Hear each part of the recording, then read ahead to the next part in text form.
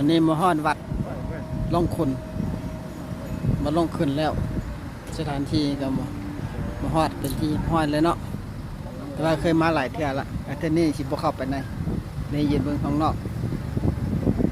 อาจารย์รุ่นก็มาหลายเทื่อละเพิ่นก็เลยบ่เข้าเบิ่งข้างนอกเอาได้เบิ่งภาพบรรยากาศเฮาก็กำลังเซลฟี่อยู่เนาะมาเซลฟี่ถ่ายรูปไปเท่าลึกผู้ใดบ่เคยมาก็จะได้เห็นละผู้ใดเคยมาแล้วก็ธรรมดา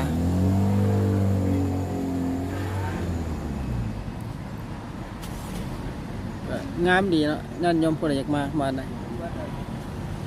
งามดี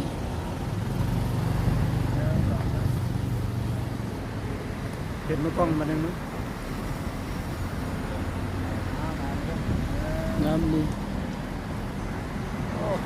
แสบตาเว้ยอยู่ดีๆก็หายมุมดีนะเว้ยมันเป็นชื่อแดนคนกำลังจะหลาย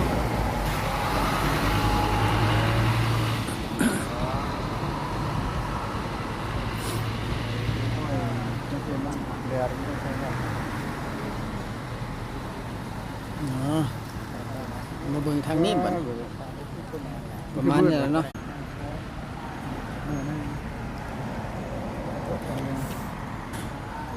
เป็นมาหลายเที่ยวละไหนคนน้อยก็จับคนน้อ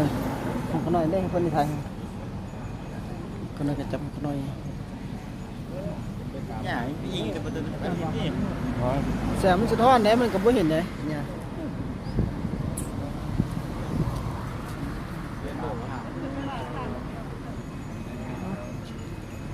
เหมือนบังถึงตาเลยเป็นเรื่องกาวจริงไก่เนาะ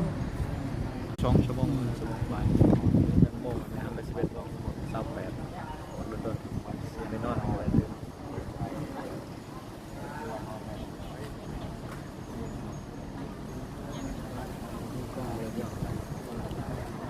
ได้เลย